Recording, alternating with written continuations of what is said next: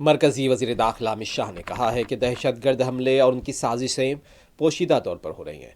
इंसदाद दहशतगर्दी कॉन्फ्रेंस 2024 के इफ्तिताही इजलास से खिताब करते हुए वज़ीर दाखिला ने कहा, अगर हमें इस तरह के हमलों और साजिशों से निमटना है तो हमारे नौजवान ओहदेदारों को आला टेक्नोलॉजी से लैस करने की ज़रूरत है।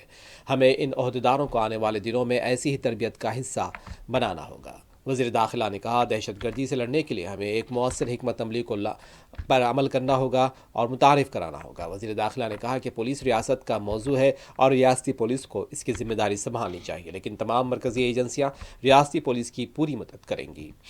अब आतंकवाद का सामना जो हमें करना है वो समझ कर चलिए।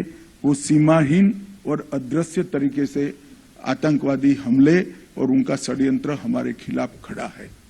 अगर इसका हमें सटीक सामना करना है तो उच्चतम टेक्नोलॉजी से हमारे युवा अफसरों को लैस करना पड़ेगा, उनकी ट्रेनिंग करनी पड़ेगी और उसको भी हमने आने वाले दिनों में ट्रेनिंग का एक अहम हिस्सा बनाना।